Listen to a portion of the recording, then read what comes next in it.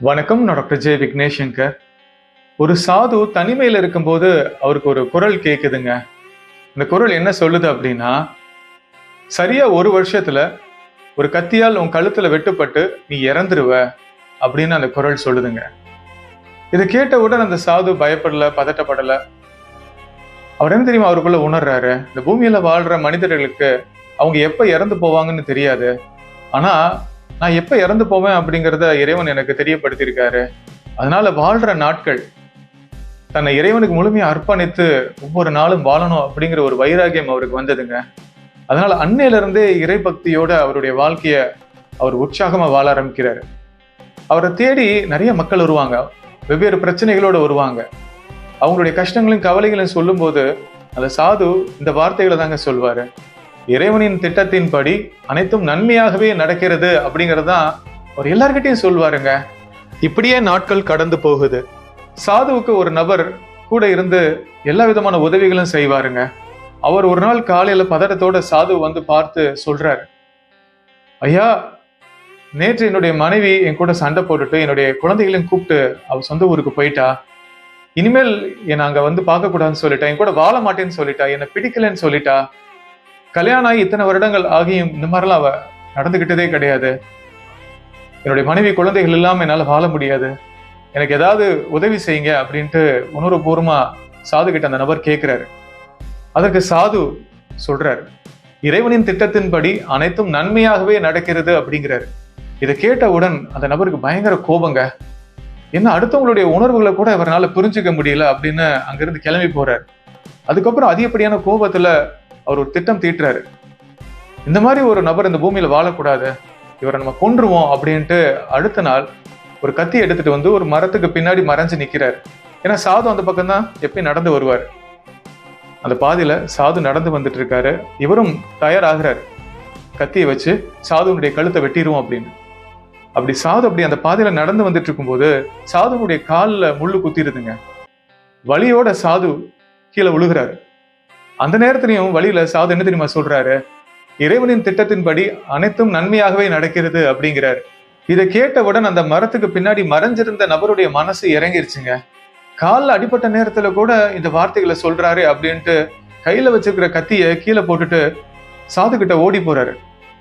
ஐயா, ரொம்ப வலிக்குதா, நான் எதுவும் உதவி செய்யணுமா அப்படின்னு கேட்கிறாரு.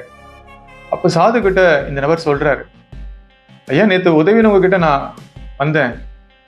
என்னுடைய சூழ்நிலையை சொல்லும் போது நீங்க இப்ப சொன்ன இந்த வார்த்தைகளை தான் சொன்னீங்க, இறைவனின் திட்டத்தின்படி அனைத்தும் நன்மையாகவே நடக்கிறதுன்னு.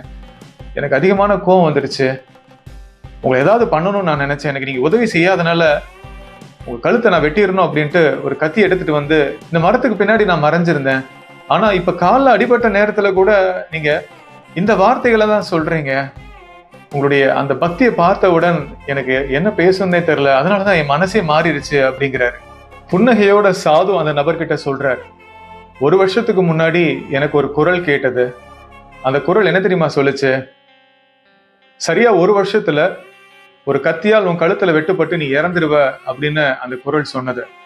நாம் பயப்படல, பதட்டப்படல. இன்னும் ஒரு வருஷம் நமக்கு இறைவன் இந்த பூமியில வாழ்றதுக்கு டைம் கொடுத்துருக்காரு. அதனால இன்னும் பக்தி வைராகியத்தோட வாழ்க்கை வாழணும் அப்படின்ட்டு இறைவன் கிட்ட அர்ப்பணித்து என் வாழ்க்கையை வாழ ஆரம்பிச்சேன்.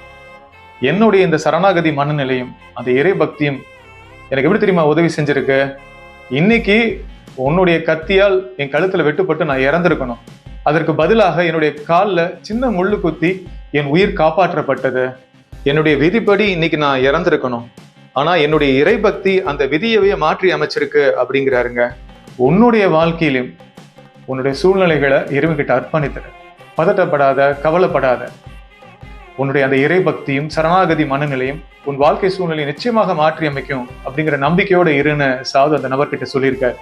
தனிப்பட்ட முறையில என்னுடைய வாழ்க்கையிலும் பல நெருக்கடியான சூழ்நிலைகள்ல நான் இருந்திருக்கேங்க.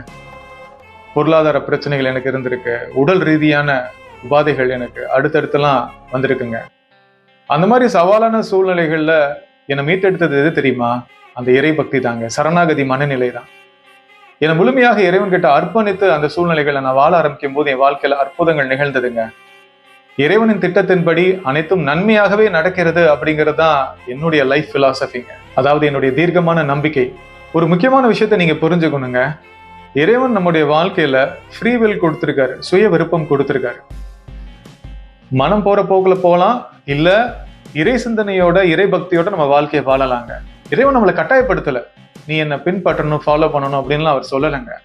ஆனா நம்முடைய வாழ்க்கையில நம்ம இறை சிந்தனையோட நம்ம வாழ்க்கையை இறைவன்கிட்ட அர்ப்பணித்து வாழும் போது அந்த இறைவனுடைய பாதுகாப்பு எப்பயுமே இருக்குங்கிறத நான் அனுபவ ரீதியா உணர்ந்திருக்கேங்க. இந்த பூமியில வாழ்ற 90% மக்கள் அவங்க அந்த இறை சிந்தனையில இல்லைங்க.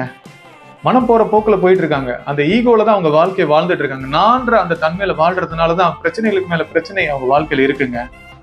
ஆனா இறைபக்தியோட இறை சிந்தனையோட நம்ம வாழ்க்கையை வாழும்போது நிச்சயமாக அந்த இறைவனுடைய பாதுகாப்பு நம்மளை ஒவ்வொரு நொடியும் நேர்த்தியா வழி நடத்துங்க. டாக்டர் ஜோ டிஸ்பென்சா அப்படிங்கிற ஃபேமஸான நியூரோ சயின்டிஸ்ட் நம்ம வாழ்க்கை சூழ்நிலைகளை மாற்றி அமைப்பதற்கு அவர் என்ன தெரியுமா சொல்றாரு? அந்த குவாண்டம் ஃபீல்டு கிட்ட உங்களை அர்ப்பணிச்சிடுங்கன்றார், சரண்டர் பண்ணிடுங்கன்றார். அந்த குவாண்டம் ஃபீல்டுங்கிறது அவர் அந்த இறை சக்தி, அந்த பிரபஞ்ச பேராற்றல தான் சொல்றாருங்க.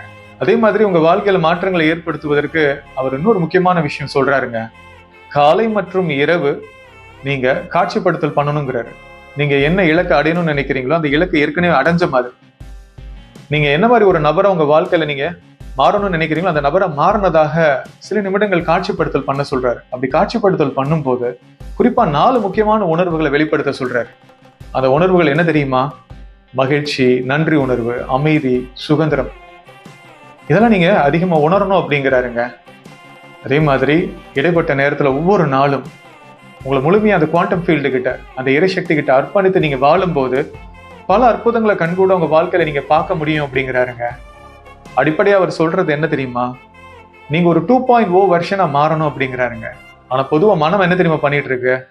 நம்ம கடந்த காலத்துல ஏற்பட்ட நிகழ்வுகளின் அடிப்படையில நம்மள ஒரு விக்டிம் மைண்ட் செட்ல வாழ வச்சுக்கிட்டு இருக்குங்க. நமக்கு தகுதி இல்லை, திறமை இல்லை, நம்மளால வாழ்க்கையில சாதிக்க முடியாது, நம்ம இப்படியே முடங்கி போயிடுவோங்கிற அந்த ஒரு சிந்தனையை தான் மனம் வெளிப்படுத்திக்கிட்டு இருக்குங்க. மலேசியால வாழ்ற ஒரு சகோதரி, நம்ம சப்ஸ்கிரைபர், சில வருடங்களுக்கு முன்னாடி ரொம்ப இக்கட்டான சிச்சுவேஷன்ல அவங்க இருந்தாங்க. அவங்க கூட இருந்த உறவுகள்லாம் அவங்கள விட்டுட்டு போயிட்டாங்க. பொருளாதார ரீதியா ரொம்ப நெருக்கடியான சூழ்நிலையில அவங்க இருந்தாங்க. அந்த காலகட்டத்துல தான் நம்ம சேனல்ல வரக்கூடிய வீடியோஸை தொடர்ந்து பார்க்க ஆரம்பிச்சாங்க. நம்ம ஆன்லைன் பயிற்சிகள்லாம் அவங்க அட்டன் பண்ணாங்க. 1-to-1 செஷன் அவங்க எடுத்துக்கிட்டாங்க. அதுக்கப்புறம் பார்த்தீங்கன்னா அவங்க வாழ்க்கையில முழுமையா தன்னை இறைவனுக்கு அர்ப்பணித்து வாழ ஆரம்பிச்சாங்க. அந்த சரணாகதி மனநிலையோட இருந்தாங்க. ரெகுலரா தியானம் பண்ண ஆரம்பிச்சாங்க, காட்சிப்படுத்தல் பயிற்சி பண்ண ஆரம்பிச்சாங்க. நான் சொன்ன அந்த 4 உணர்வுகளையும் தொடர்ந்து அவங்க வெளிப்படுத்த ஆரம்பிச்சாங்க. ஒரு 2.0 வெர்ஷனா அவங்கள மாத்திக்கிட்டாங்க. இதனால அவங்க வாழ்க்கையில மிகப்பெரிய மாற்றங்கள் நிகழ்ந்திருக்குங்க. அவங்களுடைய இந்த மாற்றத்தை, இந்த அனுபவத்தை இப்போ ஒரு ஆடியோ மெசேஜ் மூலமா நமக்கு அனுப்பியிருக்காங்க. இந்த ஆடியோ மெசேஜ் முழுமையா எல்லாரும் கேளுங்க. என் வாழ்க்கையில பட முடியாத துயரம், திருமண வாழ்க்கை அப்படியே எனக்கு தரன் புரண்டு போயிருச்சு. ரொம்ப ரொம்ப ரொம்ப கஷ்டப்பட்டிருக்கேன். ரொம்ப ரொம்ப ரொம்ப ரொம்ப ரொம்ப சாப்பிடறதுக்கு ஒரு வேளை சாப்பாடு இல்லை, தங்கறதுக்கு இடம் இல்லை. அந்த நேரத்துலதான் அந்த இறைவனை தேட ஆரம்பிச்சது. இறைவன் எங்க இருக்காரு, அவரை பார்க்கணும்னு போகாத இடம் இல்லை, போகாத இடம் இல்லை, பார்க்காதவங்கள யாருமே இல்லை. இப்படி போயிட்டு இருக்கிறப்பதான் யூடியூப்பை அண்ணனோட பார்த்தேன். அண்ணனோட ஒவ்வொரு யூடியூப்பும் அன்னாட பார்ப்பேன். அன்னாட காலையிலேயே அவரோட குரலை கேட்கணும். அப்படியே கேட்டு கேட்டு கேட்டு பயிற்சி எடுத்து எடுத்து எடுத்து எடுத்து அன்பு, கருணை, மற்றவங்களை மன்னிக்கிறது, மெடிடேஷன், விசுலேஷன், இது எல்லாமே நான் செஞ்சு செஞ்சு செஞ்சு செஞ்சு இன்னைக்கு நிறைய தெளிவு, நிறைய விழிப்புணர்வு. இறைவனை ஓடி ஓடி தேடாத இடம் இல்லை. இந்த பயிற்சி மூலமா அண்ணன் தான் எனக்கு உணர வச்சு கொடுத்தாரு. அந்த அந்த பரம்பொருளை நான் உணர்ந்தேன். நிறைய மாற்றங்கள், அதுக்கு பிறகு நிறைய மாற்றங்கள். இப்படி ஒரு வாழ்க்கையை நான் வாழுவேனான்னு கூட எனக்கு தெரியாது. ஏன்னா பட முடியாத துயரம், என்னால சொல்ல கூட முடியல. கணவர் இல்ல, எதுவுமே இல்ல. பிள்ளை கொஞ்ச நாள் இருந்தாங்க, அவங்களும் போயிட்டாங்க. அந்த ஒவ்வொரு துயரத்திலயும் நான் கடந்து வரணும். அப்புறம் இவரோட இவரை நான் போய் ஊர்ல பாத்திருக்கேன். அண்ணனை நான் ஊர்ல பாத்திருக்கேன், பிளெஸிங் எடுத்திருக்கேன். அதுக்கு பிறகு வாழ்க்கை ரொம்ப மாற்றம். பிரபஞ்சமே என்னோட இறைவன் நான் அப்பதான் உணர்ந்தேன். ஒவ்வொரு பயிற்சியிலையும் எப்படி கடந்து வந்தனே எனக்கு தெரியாது இந்த வாழ்க்கைய.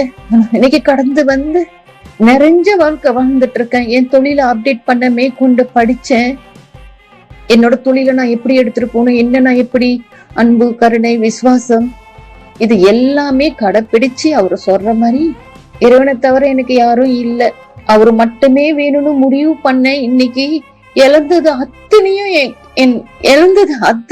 இப்ப நான் எல்லாமே வந்து என்னோட வாழ்க்கை பூர்த்தியா இருக்கு. நான் இழந்தது அத்தனையுமே வந்து நான் எல்லாத்தையுமே அடைஞ்சிட்டேன்.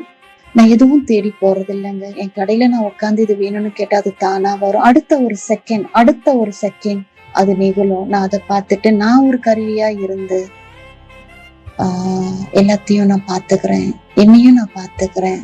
இதை விட எனக்கு என்ன வேணும்? இந்த வாழ்க்கையில மோட்சம் கேட்டீங்கன்னா இப்ப நான் வாடுற வாழ்க்கை தான் மோட்சம். இப்ப நம்ம வாழ்ந்துகிட்டு இருக்கிறது 3 டைமென்ஷன் வேர்ல்டு, கர்மாக்கு உட்பட்ட உலகங்க. அது இங்க தீர்வுகள் நமக்கு கிடைக்க போறது கிடையாது. ஆனா பொதுவா எல்லாரும் தீர்வுகளை இங்க தேடிக்கிட்டு இருக்காங்க. இப்ப இந்த மலேசியால வாழ்ற சகோதரி என்ன தெரியுமா பண்ணாங்க? ஹையர் டைமென்ஷன்ஸ் ஆக்சஸ் பண்ணாதான் தீர்வுகள் கிடைக்குங்கிறத அவங்க புரிஞ்சுக்கிட்டாங்க. ஸோ 4th டைமென்ஷன் எப்படி ஆக்சஸ் பண்ணலாம் அப்படின்னா, பிரபஞ்ச பேராற்றல் கிட்ட, அந்த குவாண்டம் ஃபீல்டு கிட்ட நம்ம முழுமையா நம்மளை அர்ப்பணிக்கணுங்க. அந்த சரணாகதி மனநிலையோ நம்ம வாழ்க்கையை வாழணும். அதை தான் அந்த மலேசியால வாழ்ற சகோதரி பண்ண ஆரம்பிச்சாங்க. இறைவனின் திட்டத்தின்படி அனைத்தும் நன்மையாகவே நடக்கிறதுங்கிறத அவங்க உணர்ந்து அவங்க வாழ்க்கைய அந்த இறைசக்தி கிட்ட அர்ப்பணித்து வாழும்போதுதான் அவங்க வாழ்க்கையில அவங்க இழந்ததெல்லாம் அவங்க இப்ப மீட்டெடுத்தாங்க. இப்ப அந்த சகோதரியை பொறுத்த வரைக்கும் அவங்க புதுசா பிறந்ததா உணர்ந்து அவங்க வாழ்க்கையை வாழ்ந்துகிட்டு இருக்காங்க. அவங்களுடைய அந்த கடந்த கால வாழ்க்கை எந்த பாதிப்பும் அவங்களுக்கு தரது கிடையாதுங்க. அந்த ஓல்டர் செல்ஃபை அவங்க கிட்ட இருந்து அவங்க ரிலீஸ் பண்ணிட்டாங்க. தனிப்பட்ட முறையில இந்த பூமியில வாழ்ற எல்லாருமே அதை தான் பண்ணி ஆகணுங்க. உங்களை ஒரு 2.0 வெர்ஷனை நீங்க அப்கிரேட் பண்ணி ஆகணும். இப்போ உங்களுடைய வாழ்க்கையில நீங்க எல்லாரும் ஒரு உறுதிமொழி எடுக்கணும். உங்களுடைய வாழ்க்கைய 2.0 வெர்ஷனா நீங்க இனிமேல் வாழ போறீங்க அப்படின்னு கீழே கமெண்ட்ஸ்ல உங்க பேர் எழுதி 2.0 அப்படின்னு மென்ஷன் பண்ணுங்க. இப்படி நம்ம எல்லாருமே கமெண்ட்ஸ்ல உத்வேகத்தோட நம்பிக்கையோட எழுதும் போது நிச்சயமாக நம்பிக்கை இழந்து இருக்கவங்களுக்கு அது ஒரு பெரிய இன்ஸ்பிரேஷனா இருக்குங்க. அவங்க வாழ்க்கை சூழ்நிலைகளையும் மாற்றத்தை ஏற்படுத்தி அவங்க உயர்ந்த நிலைகளை அடைய முடியும்னு. ரீசெண்டா நடந்த ஒரு உண்மையான நிகழ்வு, பஞ்சாப்ல இரவு நேரத்துல ஒரு நபர் அவர் தங்கியிருக்கிற இடத்துக்கு வெளியில கட்டில போட்டு படுத்து தூங்கிட்டு இருந்திருக்காரு. அந்த நேரத்துல ஒரு புலி அவர்கிட்ட வந்திருக்குங்க. அவரும் பாத்தீங்கன்னா அந்த புலியை பார்த்துட்டாரு. பார்த்துட்டு பாத்தீங்கன்னா டென்ஷன் ஆகாம ரிலாக்ஸ்டா தூங்குற மாதிரியே நடிக்கிறாருங்க. யோசிச்சு பாருங்களேன், வேற யாராவது அந்த சிச்சுவேஷன்ல இருந்திருந்தாங்க அப்படின்னா கத்தி கூப்பாடு போட்டிருப்பாங்க. ஆனா இவர் பிரபஞ்சத்துக்கிட்ட தன்னை முழுமையா அர்ப்பணிச்சிட்டாருங்க. ரொம்ப காமா ரிலாக்ஸ்டா அப்படியே தூங்குற மாதிரியே நடிக்கிறாரு. அந்த புலி அப்படி கிட்ட வந்துட்டு அவரை எதுவும் பண்ணாம அப்படி போயிருதுங்க. நம்முடைய வாழ்க்கையிலும் இக்கட்டான நெருக்கடியான சூழ்நிலைகள் வந்தாலும் அந்த நேரத்துல இறை சிந்தனையோட, இறை பக்தியோட அந்த சிச்சுவேஷனை இறைவன் கிட்ட அர்ப்பணிச்சிடுங்க. எப்படி அந்த புலி அந்த நபர்கிட்ட வந்துட்டு எதுவும் பண்ணாம போச்சோ அதே மாதிரி அந்த சூழ்நிலையும் பாத்தீங்கன்னா உங்களுக்கு எந்த சேதமும் ஏற்படுத்தாம அதுவே விலகி போயிடுங்க. இந்த தலைக்கு வந்தது தலைப்பாவோட போச்சுன்னு சொல்லுவாங்கல்ல, அந்த மாதிரி நிகழ்வுகள் நடக்க ஆரம்பிக்குங்க நம்ம வாழ்க்கையில. இறைபக்தியோட சரணாகதி மனநிலையோட உங்க வாழ்க்கை வாழும் போது இந்த மாதிரி அற்புதங்களை உங்க வாழ்க்கையில நீங்க கண்கூட பார்க்க முடியுங்க. நான் முதல்ல சொன்ன கதையில அந்த சாது இறைபக்தியின் மூலமாக அவருடைய விதியவே மாற்றி அமைச்சாருங்க.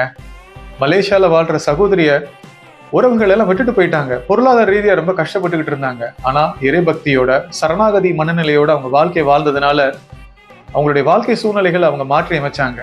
இப்போ உங்க வாழ்க்கையில நீங்க எப்பேற்பட்ட சிச்சுவேஷன்ல இருக்கலாங்க, நம்பிக்கை இழந்துடாதீங்க. இந்த வீடியோல நான் சொல்லி கொடுத்த எல்லா வழிமுறைகளையும் தொடர்ந்து நீங்க கடைபிடிக்கும் போது நிச்சயமாக அந்த பிரபஞ்ச பேராற்றல், அந்த இறைசக்தி உங்க வாழ்க்கையில பல அற்புதங்களை நிகழ்த்தி உங்க வாழ்க்கை சூழ்நிலைகளை மாற்றங்கள் ஏற்படுத்துங்க. நிராகரிப்புகளை கண்டு வருத்தப்படாதே. உன்னை யாராவது தூக்கி எறிகிறார்கள் என்றால் இறைவன் உன்னை மேலே தூக்கி விடுகிறார் என்று அர்த்தம். இந்த வீடியோவை லைக் பண்ணி ஷேர் பண்ணுங்க. என்னோட YouTube channel doctor Vignesh Shankar நீங்க சப்ஸ்கிரைப் பண்ணுங்க. நன்றி.